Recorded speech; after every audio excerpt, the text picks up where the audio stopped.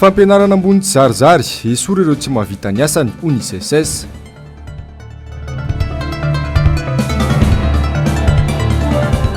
Lalam-piariana Sakamalao 700 ariary ny iray kilao.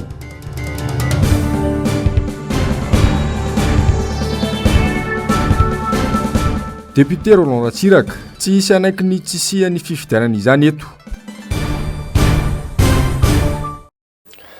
Anterina indray ny araba tompoko lahy sy tompoko vavy tonga soanao atao anatin'ny fotoanany fampiralama-bavao. Manasanao mpanajana sy hampitiavana ny tenako hanaraka izany hatramin'ny farany. Ny famerana ny vidim-bokatra ny takaitra navelan'ireo arivo-doza ny fanesy asany tiona ny atamin'ireo marary ny vahoaka any amin'ny faritra atsimo antsinanan'Nosiny izany any azakazan'ireo mponina nanamorona ny lalam-pirenena fa 520 ny filomary Karavalomana nandroany any ny marary ny vahoaka toy ny fanaony izy ary ireo mponina kosa isan-kilany tena velotaraina tsy ny salasala ny tantara ny manjo azy ireo Asin'Andriamanala sy Mateo Prince mbola avatsara.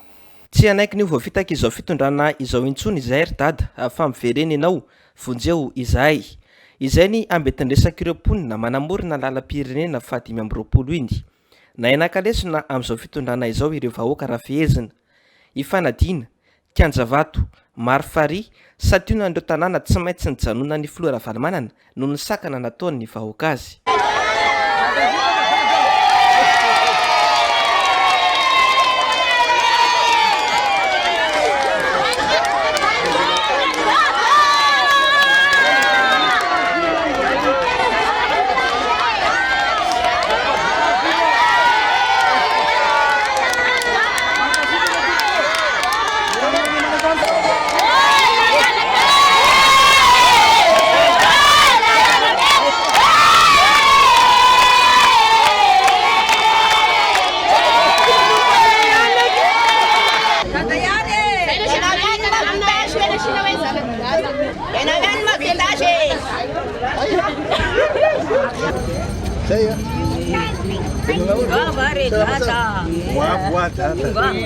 Ela mo dada tena mzala baka mvula rais io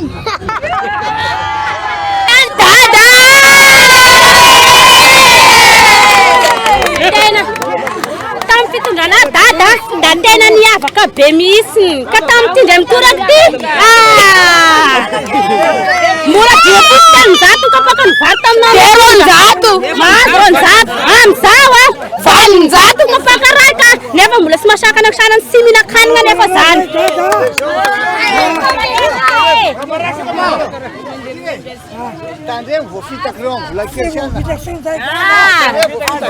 za mba hitaloaka mahiratra ekehitriny nampahiratinao ay da mahiratra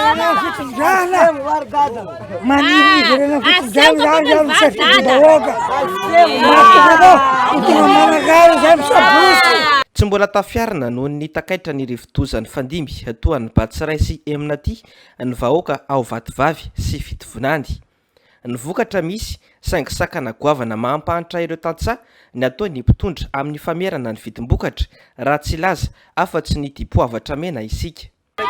Le poivre rouge zany ny problème ny poivre rouge eto efa mandeha zany le poivre rouge masaky le poivre rouge amin'ny faritra sud-est aty fa le vrai prix zany mbola sy fantatra marina le prix ny apetraka ny fanjakana ay ve iaino mbola ny poivre rouge ve dizy mametraka ny prix any de zany sy mety zay mandeha zany poivre rouge zao efa honany sony azy nefa ny vrai prix avy ministère ny commerce sy raha sy fantatra misy 300 ny kilony nefa enina agny hoe 300 000 ny kilony de zay zany problème mantasa am'izao tompoko fa le fanjakana zany sy mampriska hoe mambolia vary fa hoe nenazy commercial avy nivelany any nenazy zany mitetika ny hoe vary avy nivelany any naparitaka ty Madagasikara zay ny tena problème mantasa le tasa zany sy mba hofagnana resaka fambolena zarana engrais zany problème ohatra ny sinoa mangataka lako amin'ny sinoa anao zany tena izy la mangataka lako amin'ny sinoa anao da vitanao menanao fa sy tondro de zay koa tokony système ohatrany ty gasy ty vara engrais ay zaray masimboly ay amboary barazinay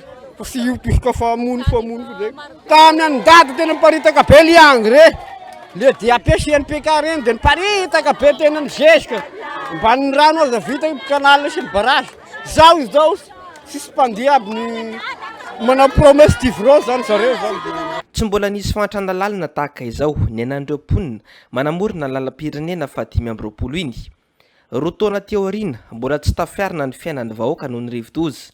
Manampitrotraka izany ihany koa ny tsy fahombiazana noho ny tsy fahaiza-mitantana. Izany rehetra izany mitambatra no antony iverenan'ny vahoaka amin'ny filomarika Ravalomanana raha nambaran'izy ireo androany.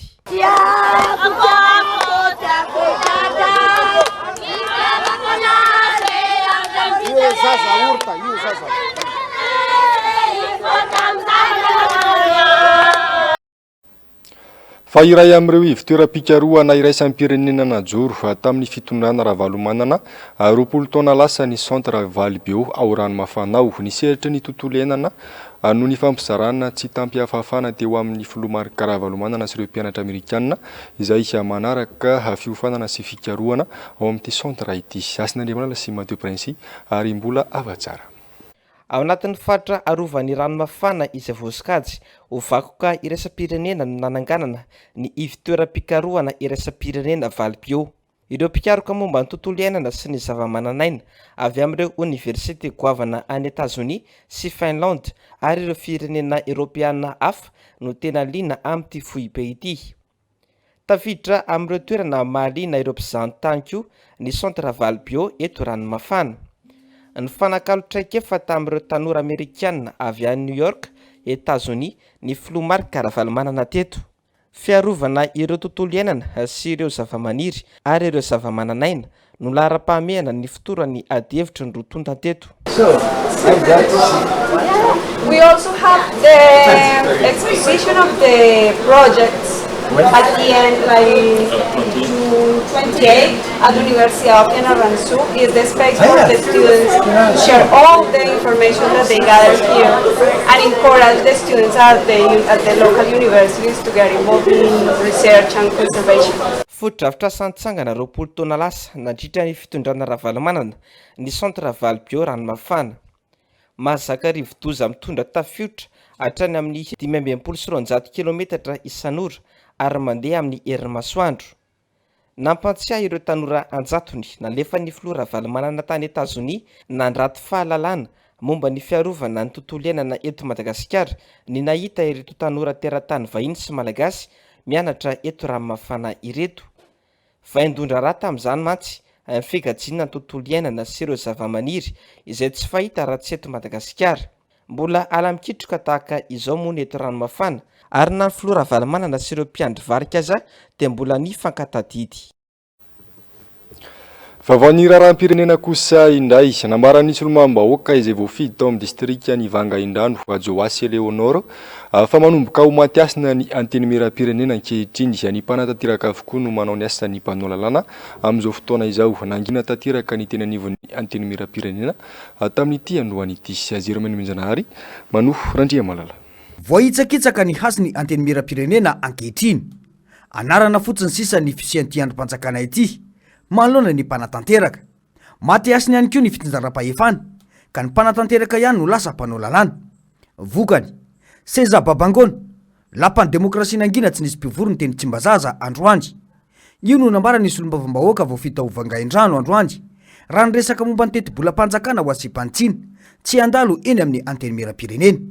Amin'ny andriny fa 7 dia manazava hoe misy fepetra izay tsy maintsy andraisana teti-bola Asipantsina raha ohatra ka mihoatra ny fenitra 100 ny teti-bola ny fanovana na 100 ny teti-bola isaky ny ministera na 100 ny fandaniana amin'ny programa tsirairay. Aty amin'ny anteny miram-pirenena moa tsy mahalala hoe aiza zao ny tapandaniana efa nandeha fa azo inona hoe amin'izao atsasaky ny taona zao mety efa nihoatra an'izay ihany angamba ny transfert natao satria tadiditsika fa tamin'ny fahaenina ny volana aprily tamin'ity taona ity dia efa nisy tatitra nataony filakevitry minisitra tamin'izay hoe ny ministera izay manana tetikasa izay mbola tsy misy fa matsim-bola dia afaka maneho an'izany ny filakevitra minisitra dia ho atao izay fomba matsim-bola azy, izany hoe mety efa nisy transfert ihany tany aloha ary mbola toy an'izay fomba fiasa izay zareo na hanao aménagement de crédit. Tsy azo iemorana ny firosoana amin'ny fifidianana ho simba tanteraka ity firenena ity. Raha izao zava-misy izao no mitohy ho hatrany ny nambarany. maninona moa ny andalovany reny teti-bola reny a ety anivo ny antenimera satria ny antenimera no solotena ny vahoaka malagasy a tompony vola ny vahoaka malagasy ny tompony fahefana voalohany indrindra vahoaka malagasy koa ny tompony vola izay no mahavolam-bahoaka ny vola ampiasainy eo anivo ny fitondram-panjakana ka rehefa mandalo aty zany izy a dia maka ny atao hoe autorisation parlementaire zany hoe ny eto anivo ny antenimera zany a amin'ny anarany vahoaka malagasy no manome alalana ny fitondram-panjakana ny gouvernementa zany ampiasa ny vola araky ny firafitry ny teti-bola izay lanina ety anivo ny antenimera-pirenena ankehitriny nefa ny zava-misy dia ohatrany hoe ny anivo ny mpanatanteraka no mandidy manapaka manao zany izay saipatany zany a kasika ny fandaniana ny volam-bahoaka zany zavatra zany zany a na amin'ny lafiny fotsiny lalan-tsaina na metrahana ny lalam-panorenana sy ny lalàna fehizoro ny feny teti-bola-mpanjakana dia tena hoe mitsipaka tanteraka zany a fahefan'ny vahoaka ny zavatra mitranga amin'izao fotoana izao. Tandidony krizy lalina izay mahazo ny firenena ny zavatra nitranga eo anivony antenimera-pirenena omaly ireny ho hiatrany ny fanazavany vao hitsakitsaka ny lalàna ary lalaovina amina politika maloto ny fiainam-bahoaka izay efa mizaka ny tserany aingy amin'izao fotoana. Eo amin'izay vaovao raharam-pirenena izay hatrany dia tamin'ity fitondrana ity vao nisy izany tsy fikitiana ny lalàna amin'ny feny teti-bola-mpanjakana na ny LFR voalohany izany sy teto amin'ny tantara ny Madagasikara. Ity fanapahan-kevitra ity izay noraisina nandritra ny filan-kevitry ny minisitra raha toka nisy olom-bahoaka no tokony andany azy ampikatso ny fampandrosoana ny firenena izao fanapahan-kevitra noraisiny fanjakana izao hony avy amin'ny fresa mompirenena onja lalàna raha nevo manana tahirinena. Sehatra maro no ikatso amin'ny tsy fandiniana antenimera ny lalàna amin'ny feny teti-bola-mpanjakana na Sipantsina amin'ity taona 2024 ity na ny LFR. Ity fanapahan-kevitra ity izay noraisina nandritra ny filan-kevitry ny minisitra ny alarobia 7 Jona lasa teo. Raha ny tokony ho izy nefa dia amin'izao fivoriana ara-pitaon'ny antenimera rotonty izao no tokony rosoana ny fandaniana ny lalàna amin'ny feny teti-bola-mpanjakana na Sipantsina. Antony tsy maintsy rosoana amin'izany ny fampidirana ireo vinavina teti-bola tokony ampiasaina na tokony avoaka kanefa tsy tafiditra ao anatin'ny teti-bola-mpanjakana fototra na ny LFI. Efa tsy mifanaraka intsony amin'ny toetra ara-sosialy sy toe-karena amin'izao ihany koa ny voafaritra ao anatin'ny teti-bola-mpanjakana fototra. Anisan'ny tokony hijerena sy antsiana ny lalàna amin'ny feny teti-bola-mpanjakana ny fiakaran'ny viditsolika eo amin'ny tsena iraisam-pirenena. Vinavinaina ho afaka rona 3 volana eo dia hisy fiantraikana ny viditsolika eto amin'ny tsena anatiny izay fiakarana eo amin'ny tsena iraisam-pirenena izay. Raha ny teti-bola taloha no resahana jerena dia tombanana any amin'ny 700 any ny izay fisondrobidim-piainana zay amin'ny ankapobeny tao anatin'ny taoriany izay nefa dia efa irantsika nahita fa na ny tombona nataon'ny Fonds monétaire international sy tahiry raisambola iraisam-pirenena dia efa nametraka fa efa niakatra hatrany amin'ny 940 ny tamin'ny farany taona ary tafiakatra hatrany amin'ny 250 zany nanomboka ny janvier anatin'ity taona 2024 ity dia misy ny tendance izay ho fiakaran'ny vidina solika iraisam-pirenena ary efa miatra zany amin'izao fotoana izao raha toka any amin'ny vidiny iraisam-pirenena izay contexte izay dia mahatsapa fa tokony mety azo hitondrana fanovana eo amin'ny izay teti-bola izay. Anisan'ny indrasam-panara-baovao ihany koa ny mahakasika ny teti-bola ho ampiasaina amin'ny fifidianana. Raha ny voafaritra ao anatin'ny LFI dia 7.7 miliara ariary ny vola natokana hiatrehana ny fifidianana. Ny seny kosa nefa etsy ankilany nilaza fa manodidina 7.7 miliara ariary ny vola tokony tsy maintsy ilaina amin'izay fifidianana izay. Manodidina 100 miliara ariary araka izany ny vola hiatrehana ny fifidianana tsy mbola tafiditra ao anatin'ny teti-bola-mpanjakana. Tsy nisy ny fanovana teo amin'ny teti-bola-mpanjakana izay natokana ho an'ny fifidianana ho an'ny taona 2024 ny ho an'ny filoham-pirenena zany izay mitetina eo amin'ny 54 miliara d'ariary eo. Eto zany dia mametraka fanontaniana ny firaisan'ny pirenena hoe tahataky ny ahoana ny fomba mety amenona an'izay banga izay eo amin'ny filana anatanterana ny fifidianana izay tahataky ny ahoana ny fomba mety anaovana an'izay mouvement na crédit izay raha toka ny CNI dia ny teny mazava tsara fa tafiakatra hatrany amin'ny 140 miliara d'ariary ny filana izany hoe mbola misy eo amin'ny karazany 90 miliarda ariary eo zany mba hahafahana manatanteraka andreo vola ho an'ny fifidianan'izay. Anisan'ny ipetrahany ayay amin'izao tsy fantsina lalàna amin'ny fentetebolam-panjakana izao ny tsy fisiany mangarahara amin'ny fitantanana ny volam-panjakana. Eo ihany koa ny tsy fipetrahany tena lahara-pahamehana ampiasana ny volam-bahoaka. Tamin'ity fitondrana Andry Rajoelina ity no nisinjany tsy fanovana ny lalàna amin'ny fentetebolam-panjakana izany voalohany teto amin'ny tantarany Madagasikara.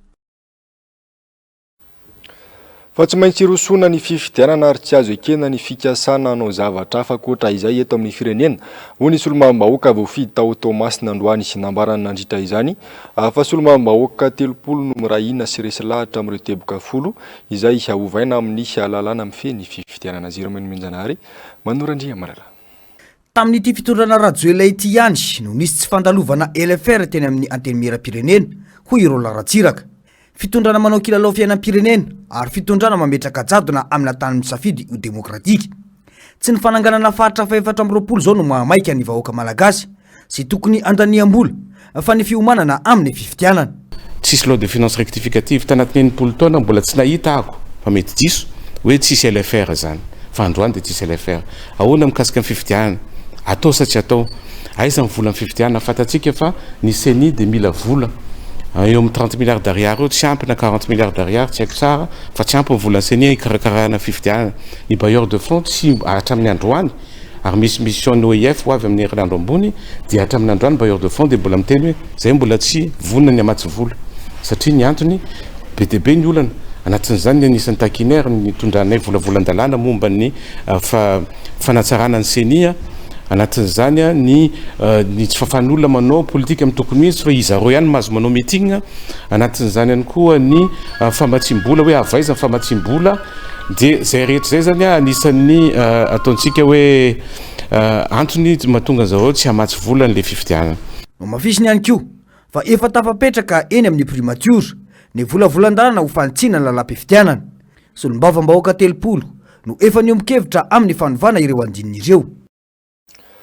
Fampiten'ny mpanatanteraka ny rafitry ny anteny miram-pirenena ankehitriny efa izy ireo no manjakazaka ary manao izay tiany atao eto amin'ny firenena. Hoy ny fandaharana miara-manonja tamin'ity androany ity tsy manan-tsafidy anefa ny mpanatanteraka fa tsy maintsy miroso amin'ny teti-bolana sy mpanitsina satria efa tapy-talakale amin'ny fampandehanan-dara-panjakana avitra Sonabe sy Andry Rakoto Malala.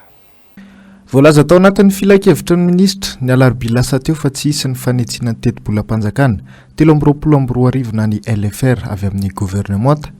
Raha ny fampandehanan-draharaha nefa dia tsy azo idivirana ny fanaovana izany hoy ny nambaran'ny solombavam-bahoaka voafidy tetsy amin'ny boribory-tany fahenina. Zao tena voamaika tena pira ny tsira maisako rano tapaka jiro potika daholo ny zavatra olo any tokantrano ny orinasa tsy misy mandeha amin'izao ny miasa tena anatin'ny tokantranony olona monomonina tokoa ny olona na olona tsy tokony tena zao lasa amin'ny teny de gagatsika hoe ary ny olona iny tao amin'ny fitondrana tompona andraikitra ambony filoana androm-panjakana solombavam-bahoaka na minisitra na teo lasa ny teny mihitsy hoe inona fa ahoana mihitsy tia ataonareo teny hatramoana ho am'izao miteny marena lasa mandre tampoka ny jamba lasa nahiratra tampoka tsy maiky obligé ary condamné anao teti-bola fanjakana asina fantsina ny mpitondra zao tena anaovana azy satria efa kenda-roroka ny fitantanam-bola eto amin'ny firenena. Manamafy ny fanitsakitsahana ny androm-panjakana ataon'izao fitondrana izao ny zava-mitranga iny amin'ny anteny miram-pirenena hoy ny mpandrindra nasionaly ny antoko Front de Libération Nationale na ny FLN. Apetraka ny filohan'ny repoblika hoe tsy mandeha tsony io anteny miram-pirenena io. Efa imbetsaka zany averiko tamin'le fifidianana makasika momba ny fampianarana ny raha fampianarana iny loi d'orientation firy hitanao am'izany de ireny zavatra ireny zany de io endrika io hoe absent be deaibe io de io hitatsika am'izao io hoe firy fotsiny 7 sa firy fotsiny nandany an'le farany teo reny zany fanehoana fa hoe efa miasa amina tsisy fotony ilaila zay zany raha tsisy io nge raha tsisy mpanotra reto tsy midina ntsony io anteny miram-pirenena io tsy midina ntsony io le mpanohitra sy le miara-dia tamin'ny tonga saina zay no mampiodina ny anteny miera-pirenena fa raha ny RD miaraka amin'ny filoham-pirenena no andrasana mampiodina tsy mandeha zany tsony io fa efa ataony alasa fay io de asehony zany hoe efa zavatra efa tokony ravana any io fa tsisy fotony tsony zany ny endrika asehony ankehitriny io de io ny filohan'ny prime ministre tonga de zay tsy amaly de tonga de efa tsy hitanao zay tenenina. Fa manameloka ny filohan'ny CENI sy ny fanapa-kevitra manitatra ny fehim-potoana manakatona ny lisy mpifidianana ny antoko politika misy 5 androany atao anatin'ny fanambarana an-tsoratra ny raisan'izy ireo atao anaty fanitsakitsahana tanteraka ny lalam-pifidianana ny fanavoazana tanteraka ny lisy mpifidianana ho ny fanambarana havitra Solonaibe Andry Rakoto Malala.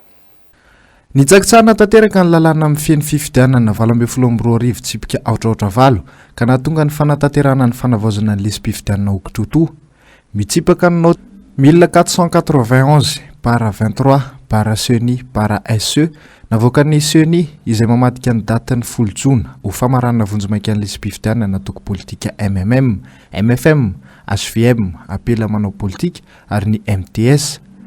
Manameloka ny filohan'ny CENI ihany koa izy ireo amin'ny fanambarana diso mikasika ny famaranana tanteraka ny lisy mpifidianana. Tsy vitan'ny mpanatanteraka ny miaro ny zon'ny olom-pirenena fa ny tombontsoany izy ireo no ataony. Mitanila ny fanjakana manoloana ny fanaovan'ny mpanatanteraka hetsika politika ary maneho ny tsy fangaraharaana ny CENI sy ny governemanta anaty fikirakirana ny fizotry ny fifidianana izay mety hiteraka korotana sy savorovoro. Miantso ny mpiara-mombonantoka ho mailo sientitra amin'ny fizotry ny fifidianana mba tsy hisian'ny krisy korotana izay tsy hitondra tombontsoan'ny firenena araka izany ireto atoko politika 5 ireto izay nanao fanambarana miaraka androany izay nisoniavin'ny solotenan'ny antoko avy. Fa tsy ho foana ny délestage sy ny fampitehan'ny orinasa Jirama raha tsy ny mpitondra amin'izao fotoana izao mihitsy no miova ho ny solombavambahoaka Roland Ratsiraka androany. Mpandraharaha malagasy iray no voalaza fa maka vola hatrany amin'ny 20 miliara ariary isan-taona ao amin'ity orinasa mpanjakana ity raha ny nambarany miantso ny Bianco ny Samifinina ary ny PAC noho izany ny tena mba hijery akaiky ity orinasa izay mampijaly ny vahoaka malagasy ity. Azera Manimenjanahary Manorandria Malala. 50 tapitrisa dolara no vola alainy Jirama amin'ny mpanjifa isan-taona. Ankoatra io vola io dia misy vola mivantana avy-etranjy any amina kontina banky ao Maurice. Misoratra amina mpandraharaha iray ngeza eto amintsika izay akaiky fitondrana avy amin'ny Jirama. Tsy mahagaga hoy ny solombavambahoaka Roland Ratsiraka androany raha banky rompotra ny Jirama. Ny vahoaka hatrany anefa no mizaka ny vokatry ny délestage sy ny faktura midangana fa ireo mpitondra manangokarena ao anatin'ny fahavoazam-bahoaka. Toy le zavatra nisy tamin'ny tetezamita tadidinareo ary mbola nanany taratasy ny enquête Bianco zay mikasika ny Andriamatoa Mamravatomanga zay voaroiroy anatina détournement 80 milliards d'ariary location na groupe électrogène fictif de le virement mandeha an'Île Maurice. Io zany dossier amin'ny Bianco mazava magagana Bianco tsy nanoy an'le dossier. Efa nisy ny taratasy momba io fangoronan-karena io tonga teny amin'ny Bianco saingy niantona izany ho iatrany ny fanazavany. Hatramin'izao mbola mitoy ny fanodikodinam-bola atao amin'ny Jirama io. Vola mitentina eo amin'ny 50 millions de dollars isa-taona ny fakturena mihoatra ny faktura normale momba ny famatsiana solika. De rejerevantsika fa efa miakatra ny jirontsika de tsy zavatra miova magaga mihitsy ampiakarana ny jirontsika nefa mbola eo ihany le lavaka be le trou amin'ny gestion Jirama. Donc zany fahitako azy hatramin'izy ity fitondrana ity. Io farany io tamin'ny tetezamita efa misy kaboraraka momba ny resaka herinaratra kaboraraka be fatapoko fatapirenena ohatra voalazako teo ankehitriny mbola mitohy. Ankoatra io dia anampitrotraka ny fiakaran'ny vidin'ny solika any ivelany atsoatsy io mbola iamafy ny fahavoazan'ny vahoaka malagasy. Tsika vahoaka malagasy de mijaly isan'andro anatin'ny maizina ny orinasa tsy afaka miasa amin'ny tokony ho izy kanefa ny misy antony lalao ary avolenta. Fa maninona moa ty fanjakana tia na Bianco na PAC na iza fa maninona sy vanina le olona anaovana enquête fa maninona sy vanina le olona sanatria ampiarina amin'ny lalàna fa maninona tsy ny olona rehetra ty firenena tia raha mbola mitohy ny ataontsika hoe fanaparam-pahefana sy ny tsy maty manota dia tsy ho firenena vanona mihitsiny. Raha tsy aivina dia nankatoavin'ny filan-kevitry ny ministra ny faefatra am'roapolo ny volana May 2024 ny firosoana amin'ny fitakinany trosa tokony hiditra amin'ny orinasa jirama teo anelanelan'ny taona 2024 ka hatramin'ny taona 2024 no ny fasahirana ny orinasa io ankehitriny. Nambara fa atsangana eo anivon'ny jirama ny sampandraharaha manokana anao recouvrement na fitakiam-bola. Nambara fa tafakatra hatrany amin'ny 200 miliara ariary ny trosan'ny jirama vidin-jiro tsy rano tokony alohan'ny mpanjifa kanefa tsy nalohany tao anatin'ny 5 taona farany ka manampitrotraka ny fasahirana na iainany ity orinasa ity ankehitriny. Ny vahoaka mpanjifa boretiny fa ny mpitondra sy ny manodidina azy afaka manodina 50 tapitrisa dolara isan-taona. Fa fampanantenana pokaty sy famahanana lainga no ataon'ny jirama tsy tanteraka aloha ilay hoe tsy hisy intsony ny fatapahan-jiro manomboka androany azoma ny maraina teo dia efa marobe ny olona mitaraina tao anaty tambazotra tserasera raha ny fiarina raha toe-karena indray no jerena dia mizaka ny vokatry ny tsy faiza amin'ny tany jirama sy ny fanjakana malagasy ireo mpiasa madinika voatery mitombo ny asa sy ny ora fiasana saingy mijanona ho karama kely no raisina ao anatin'izany. Ravirazaho mainina sy tahirina noho ny fahatrana sy fahasahiranana ve manaiky tsy vidiny ataon'ny mpampiasa ny mpiasa no netraketraky ny fahatapahan-jiro lavareny miroso mialoha ny fotoana fidirana miasa ary voatery miravalina aorian'ny fotoam-piasana mahazatra mitombo ihany koa ny andro fiasana ny madinika ihany no mbabon'ny vokatry ny tandrevaka ataon'ny jirama ireo orinasa tsy miankina izay voatery mandoha vidy jiro lafo no mbola tsy maintsy mampiasa milina mamokatra herinaratra ihany koa teti-bola manokana ankoatra nefa voaomana izany ary mety mahatratratra amin'ny 3 hetsy ariary no mihoatra isan-kerinandro. Raha ny olona sendra mpiasa malagasy zany amin'izao fotoana izao zany lasa mampitombo ny production ny orinasa zany hoe zany terena le mpiasa amokatra bebe kokoa noho ny teo aloha ao anatin'izany ihany koa zany hoe zany avansena le ora fidirana rehefa tonga amin'ny toeram-piasana indray le mpiasa dia ahemitra indray le ora firavana zany hoe zany tsy vitan'le production ampiakarina fa na le ora koa ara dia lalovina dia ny mpiasa foana moa ny victime ao anatin'izay zavatra izay tsy hoe faly manome tsiny mpampiasa fa tsy fadisona avy ampiasa kosa angambany mahatonga an'izay fatapahan-jiro matetika izay fa tokony isy zany ny vahaolana iraisan'ny tsirairay avy na ny mpiasa io na ny mpampiasa samby veritsika hoe tokony hitady marimaritra resana satria atreto aloha zany dia mbola mpiasa foana ny victime amin'ity fatapahan-jiro matetika ty io ihany koa zany dia miteraka fampiasana amin'ny andro lahady.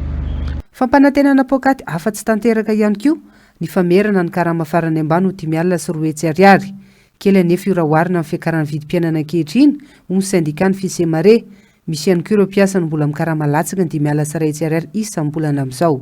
Raha atao hoe karama zany satria ny vidim-piainana miakatra tsy tokony isy karama midina fa ny eto amintsika zay mbola ndrasana moa zay didim-panjakana zay fa hatreto aloha mbola tsy mivoaka fa mifanambarany gouvernemanta ihany hoe nakatoavina fa hatreto raha iny projet iny zany dia hoe 238 ariary ny karama farany ambany eto Madagasikara fa hatreto aloha zany ny karama eto Madagasikara dia mbola sarotra ny teny hoe ohatrinona marina zay karama farany ambany eto Madagasikara zay amin'ny fisemare moa zany le izy resaka fotsiny iny fa ny fisemare fa mazava hoe tsy io ny atao hoe karama mahavelona zany hoe zany tsy tokony ho resahana akory io fa tokony ifampidinika ifampiresaka ametraka an'izany karama farany ambany mifanaraka amin'ny vidim-piainana eto Madagasikara. Tsy maintsy misy zavatra be dia be jerena ny hoe ohatrina vidim-bary eto inona daholo ny ilain'ny tokantrano tsirairay avy ohatrina no fatrano zany rehetra zany no ahafahantsika mamaritra ny hoe tokony ho toy ny karama farany ambany eto Madagasikara. Nitondra sosokevitra mahakasika ny fahatapahan-jiro teo anivon'ny CSS syndikany mpampianatra mpikarika sy mpiaraka mpampianatra mangataka ny mpitondra ihany koa mba hangarahara ny fitantanana misy eo anivon'ity orinasa mpanjakana ity. Eo anatrehany fahatapatapahan'ny jiro sy ny rano saika manerana ny nosy dia niaotso ny filoham-pirenena ny CSS mba handray fanapahan-kevitra hentitra ka hampiasa ny vokatra tena malagasy avy eto an-toerana dia misolika mavesatra mivoaka avy ao Tsimiroro manomboka izao. Tsy ampakan'izany koa ny fampiasana ny angovo azo avaozana. Mila mazava sy mangarahara ny fitantanana ny orinasa jirama satria ny vahoaka tsy mandadiarina hatrany no mizaka ny tseran'ny aina. Ho an'ny androany saika nanao fitaraina tao anaty tambazotran tserasera ireo olona tapakajiro tsy misy fovana ary vao maika nahateritra ny maro ny fanambarana fampanantenana tsy misy nataony ministry ny angovo. Fa fikambanana sy firaisamonim-pirenena maromaro no miantsony amin'ny tokony rosoana amin'ny fikaonandom-pirenena isoroana ny krizy mety hitranga aoria ny fifidianana anisan'ny tokony tarika izany avy eo anivon'ny fiangonana sy ireo ray aman-dreny ara-drazana raha tsy ivona dia fananao dingana irosoana amin'izay dinika izany avy amin'ny FFKM tsy mifanalavitra amin'izay ihany koa ny avy eo anivon'ny ACCDFIMA izao tanjona nisy hitandrona ny firaisan-kinina sy nisy fihavanana izay tena mampiavaka ny malagasy onjalalaina raha manana sy tahiriny. Tokony rosoana ny fanaovana fikaonandom-pirenena mialohan'ny fifidianana isoroana izay krizy mety hiseho any aoriana. Lohalarana tokony hitarika izany avy eo anivon'ny fiangonana na izany ny FFKM na ny avy amin'ireo fiangonana zandriny sy ireo ray aman-dreny ara-drazana. Tanjona amin'ny fanaovana izay fikaonando izay ny ametrahana ny tondrotra mazava sy ankendrehetra ampiasaina amin'ny fifidianana. Fikambanana sy antoko politika maro no efa milaza ny amin'ny tokony rosoana amin'izay fikaonandom-pirenena izay fa avononana avy amin'ny fitondrana sy sanoandrasana. Manana andraikitra ny fiangonana eo amin'ny famahanany krizy eto Madagasikara izay efa natomboky ny FFKM. Vahaolana isoroana ny krizy aloha dia tsy maintsy mifampidinika.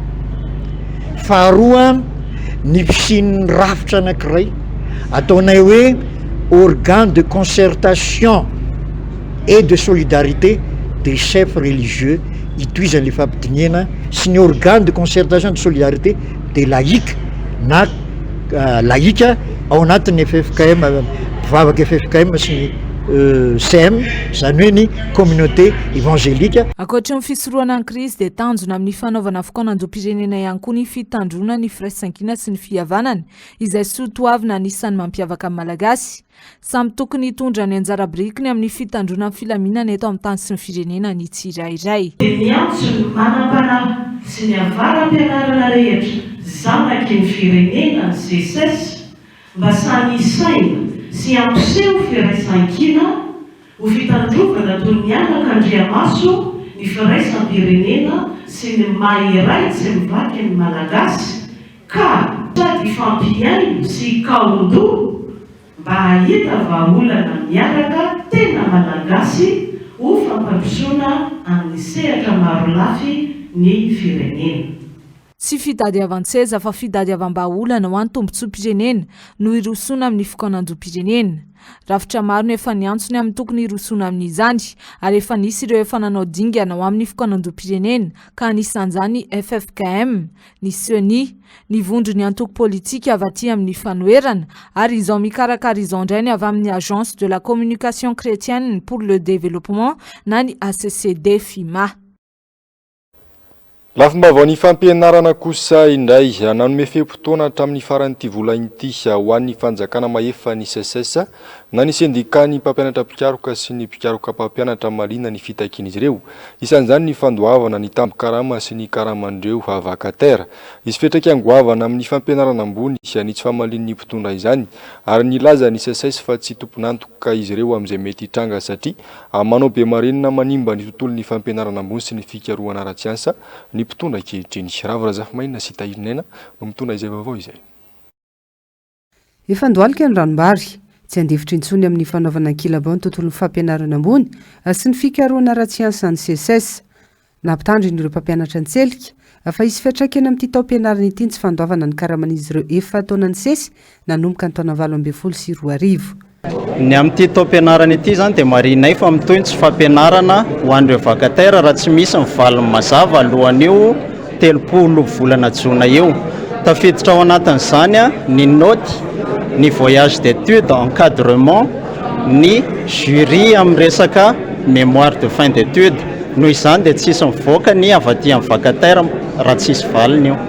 Manodidina ny 700 isan-jato ny vacataire eny anivon'ny université Mpanjakana ka raha mitsahatra tsy mampianatra avokoa ireo dia tandindondoza ny fampianarana ety anivon'ny université. Mazava fa mandroso miandalana ho faty ny tontolon'ny fampianarana ambony miankina amin'ny fanjakana sy lazainy intsony ny kalitaon'ny fampianarana. Misedra olana lehibe dia lehibe sady maro lafy ny anjery manontolo sy ny toeram-pampianarana ambony miankina amin'ny fanjakana ary indrindra ny foibe ny fikaroana nasionaly eto Madagasikara. Niezaka ny fanampy tamin'ny fitondram-panjakana ny CSS ary nitondra ny anjara manandrify azy. Nandroso vahaolana saingy tsapa ankehitriny fa misy mpitondra ambony manao fanahinina mitady anapotika ny fampianarana maratonga ambony sy ny fikaroana ara-tsiansa eto amin'ny nosy. Tsapa ihany koa fa tena tsy lahara-pahamehana amin'ny mpitondra ankehitriny mihitsy ny anjerimanontolo miankina amin'ny fanjakana sy ireo foibe mpikaroana nasionaly. Vahaolana faran'izay aingana no takiany CSS ampitondra fanjakana ary koa fanesorana ireo tsy mahavita ny asany ka mampikatso ny fampianarana. Takiany CSS toraka izany koa ny fandraisana ndraikitra avy amin'ny mpitondra fanjakana ka nomezany vahaolana mahomby sady maharitra manoloana ireo olana rehetra voalaza etsy ambony. Manome folo-taona hatramin'ny farany volana Jona 2024 ny tompona andraikitra ambony na androm-panjakana voakasika ny CSS hikarakara ka hanome vary mazava anireo rizanteny samihafa sy communication verbale conjointe ireo. Koa raha tsy misy ny fandraisana andraikitra mandritra izany felim-potoana izany dia nitaky amin'ny filoham-pirenena mambahoaka ny CSS mba anoloana avy hatrany tsy misy fepetra ireo olona vato ny sakana amin'ny fandrosoan'ny fampianarana ambaratonga ambony ireo. Manoloana ny fanapa-kevitra mitondra izay tsy anitsy ny volavolan-dalàna amin'ny fiantetim-bolam-panjakana nefa manainy CSS ireo mpampianatra an-tselika afa mety tsy ho voalohany karaman'izy ireo. Manoloana izany kosa nanamafy ny mpitondra teny CSS fa tsy ho tompon'antoka amin'izay mety hisy aoriana kely afa anjara mitondra no mandinika ny ataony sisa. Ny voakandroany moa fehi-kevitra ny arandro mpikambany CSS manerana nosy ny dinika makasika ny sehatry ny fampianarana ambony sy fikaroana ara-tsiansa. Tohitra ho an'ny fampandrosoana ny kolontsaina sy ny fihavanana ho ny vovonana firaisan-kina manam-panay izay ihany no ahafahana mamaolana eto amin'ny firenena ary tokony ho tonga saina ny tsirairay manoloana ny fahantrana misy ankehitriny ravorasavy mahenina sy tahirinena. Tsy tokony anavahana na iza ny fampandrosoana ny Madagasikara indrindra ara-pinoana.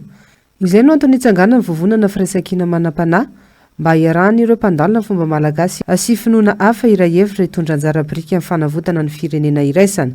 Ny fihavanana malagasy no katsahana ao anatin'izany, soatavina malagasy taloha ary mbola misy ankehitriny ka tokony entina mahana olana. Asehontsika analala ny fihavanana ny famahana olana fa rehefa tsy anao tsy manenjika rehefa anao tsy mikasa hamono ahy rehefa anao tsy makahala ahy fa fihavanana avy hatrany zay ka rehefa mihavana dia tsy maintsy anatinao ny fanampiana amin'ny fiainana ka rehefa fanampiana no amizay dia tsy maintsy hoe miala anatin'ilay fahasahiranana ny olona. Vahaolana haingana dia haingana raha vao miray ny malagasy mifanampy ny malagasy mifankatia ny malagasy ao anatin'izay fihavanana zay lasa ty Madagasikara ty. Miantso ny rehetra noho izany vovonana iray feo amin'izy ireo indrindra manoloana ny fahasahiranam-bahoaka ny mpandalina fomba malagasy mpino silamo ary mpikambana telo hafa no mandrafitra ny firaisan-kina manam-panahy hatreto izy kosa ny fitetezam-patra akana ny hevitry n'olom-pirenena. Fa lalam-piariana iray anisan'ny totongana nandritra ity fitondrana ity ny fambolena sakamalao any amin'ny commune Ambatofola sy Beforona faritra Alaotra Mangoro any. Raha 5,000 ariary no namarotana ny iray kilao tamin'ny fitondrana teo aloha dia nitotongana ho 400 ariary izany amin'izao fotoana izao.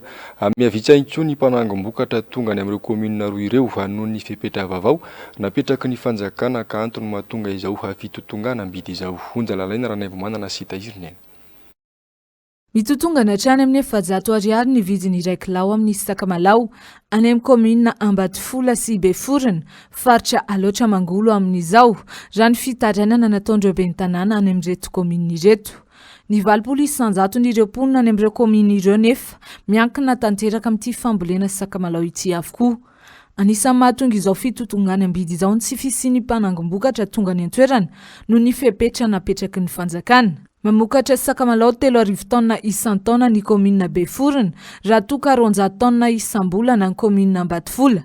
Very fanahy tanteraka ireo tany sapamokatra manoloana ity fitotongana am-bidy ity. Tany aloha ny vidina sakamalao dia tafakatra tany amin'ny 5,000 4,000 tany amin'ny fitoram-panjakana teo aloha. Ankehitriny nefa ilay dia mijotso any amin'ny 700 ariary ny vidin'ilay kilao ka itsy dia manaitra ny fitoram-panjakana mba hijery akaiky nefa tena sahirana ilay vahoaka. Tsy afaka manoatra ilay vahoaka fa dia miaina amin'izay zavatra misy eo satria izany zavatra satria ilay sakamalao tsy afaka atao hoe sakafo fa tsy maintsy miandry an'izay ilay anaovan'ilay mpividy anazy ka zay ny antony anaranay fitoram-panjakana.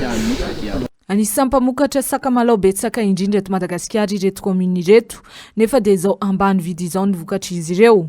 Manao antso avy amin'ny fitondram-panjakana araka izany ny ben'ny tanàna ireto komina roa ireto mba hijery vahaolana manoloana ity tranga ity. Tsy ny seha-piariana lavan'ilona ihany araka izany no nitotongana tanteraka tamin'ity fitondrana ity fa ahitana izany ihany koa ny seha-piariana sakamalao. Voafetra ny fampiasan-drano amin'ireo firenena maro any Eropa any amin'izao fotoana izao mandalo krizy noho ny haitany mivaivay ny ao Frantsa ankoatra ireo firenena izay efa nahitana fiakarany maripana hatramin'ny 50 degré Celsius. Mampitahotra ny zava-mitranga ny toerana amin'izao fotoana izao satria atahorana fatratra ny rano any amin'ity kontinanta lehibe manira tany ity. Avitra solonebe sy Andry Rakoto Malala. Efa ny apatelin'ny Eropa ny tratran'ny haitany amin'izao fotoana izao ary efa ao anatin'ny krizy ny 1,900 kontinanta araka ny nambarany vondrona mpanara-maso Eropeana misahana ny haitany. Nanao toy vakana ny firetan'ny ala mpandrindra ny hafanana sy misintona ny orana ka nanamafy ny haitany vokatra ny fahasimban'ny ozone. Izany rehetra izany dia vokatry ny entona teraky ny orinasa lehibe sy ny fiara avokoa na ilay antsoina hoe gaz à effet de serre. Firenena iray mizaka ny tserany ainy noho ny voka-dratsy tanteraka izany ny ao amin'ny faritra atsimon'ny Frantsa. Ankoatra ny fiakaran'ny hafanana izay mampikilay ny mponina dia voatery mitsitsy rano ihany koa ny any an-toerana. Nisy ny fanambarana nataon'ny prefektorany amin'ny fiembenana ho fanenana ny tsy fahampindrano izay mandalo krizy amin'izao fotoana. Efa nanomboka ny volana mety eo ity fepetra ity no niraisina ary mety haharitra fotoana ela. Vokatra izany dia tsy afaka mameno ny dobo filomanosana intsony ny mponina amin'ireo faritra voakasika rehetra. Voara-maso tsara daholo ny fampiasan-drano isan-tokantrano, voafetra ny fahafahana manondraka zaridaina, mihidy koa ireo toerana fanasana fiara. Ny alina ihany no ora voatondro ahafahana manondraka ny fambolena sy ny zaridaina mba hisorohana ny evapotranspiration na mahemboka ny rano. Raha tsy aivana dia tsy mbola mitsahatra ihany koa ny firetanan'ny Kanada izay mampisy fiantraikany amin'ny rivotra iainana sy ny toetrandro hatrany Amerika mihitsy. Efa zato mahery ireo teboka any an-toerana ary 2 alina mahery ny olona nafindra toerana noho ny setroka sy ny zavina ary ny hafanana nandritra ny 3 andro izay. Dia ny vaovao ny maresaka iraisan'ny pirenena iny ankoto klasy topoko vavy no netiko nanakatona indray ny fampalalam-baovao tamin'ity androany ity sy ankasitrahana fiananao. Nanaraka izany hatramin'ny farany ato ny mahazatra moa dia ny fandarana ona marina sy ny Global News no arainao avy hatrany. Aorian'izao fampalalam-baovao izao aorian'izay kosa ny horonan-tsariana monsieur mitondra ny lohateny hoe Dark Classes. Ny tena kosa mametraka ny manam-pitafa topoko klasy topoko vavy.